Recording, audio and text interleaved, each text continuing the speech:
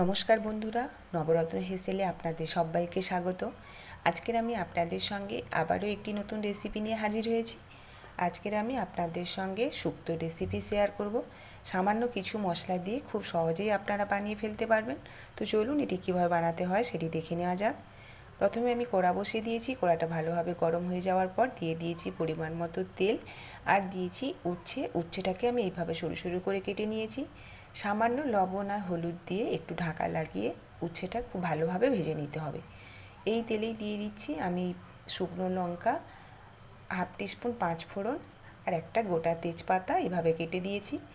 একটু ভাজা হয়ে গেলে এর মধ্যে আমি দিয়ে দেবো কেটে রাখা সবজি। এখানে আমি আলু, কাঁচকলা, সজনে ডাঁটা এইভাবে লম্বা লম্বা করে কেটে নিয়েছি।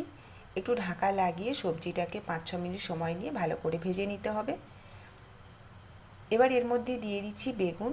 যেহেতু বেগুনটা একটুতেই নরম হয়ে যায় সেই জন্য আমি আগে থেকে দিইনি। এবার এর মধ্যে দিয়ে দেবো স্বাদ মতো লবণ আর সামান্য পরিমাণে হলুদটা চাইলে আপনারা দিতে পারেন আবার নাও দিতে পারেন। ভালো করে কষিয়ে নেওয়ার পর দিয়ে দিচ্ছি পরিমাণ মতো জল। ঢাকা লাগিয়ে রেখে দেবো 2-3 মিনিটের জন্য। 2-3 মিনিট পরে ঢাকাটা খুলে আমি এর মধ্যে দিয়ে দিচ্ছি আগে থেকে ভেজে রাখা উচ্ছেটা দিয়ে খুব ভালোভাবে মিশিয়ে নিতে হবে। এবার আমি ঢাকা লাগিয়ে রেখে দেবো ভালোভাবে সবজিটা সিদ্ধ হওয়া পর্যন্ত। এখানে আমি একটা মশলা বেটে নিচ্ছি। এখানে নিয়েছি 4 মগজ, কাজু আর পোস্ত। আমি এটা শিলে বেটে নিয়েছি, আপনারা চাইলে মিক্সিতেও বেটে নিতে পারেন। এবার ঢাকাটা খুলে আমি মশলাটা দিয়ে দিচ্ছি, দিয়ে আবারও ভালো করে মিশিয়ে নিতে হবে।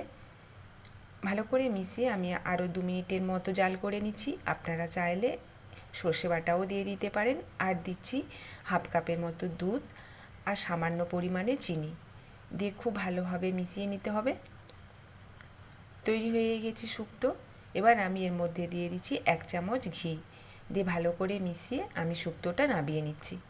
আপনারা অবশ্যই রেসিপিটি একবার ট্রাই করবেন। সব সময় একই রকম না বানিয়ে একবার এইভাবে শুক্তো বানিয়ে দেখতে পারেন। ছোট থেকে বড় সবাই খেতেই পছন্দ করবে। আর যদি রেসিপিটি ভালো লেগে থাকে তাহলে লাইক, কমেন্ট ও শেয়ার করবেন। আরও নতুন নতুন রেসিপি পেতে চ্যানেলটিকে প্লিজ সাবস্ক্রাইব করবেন। ধন্যবাদ।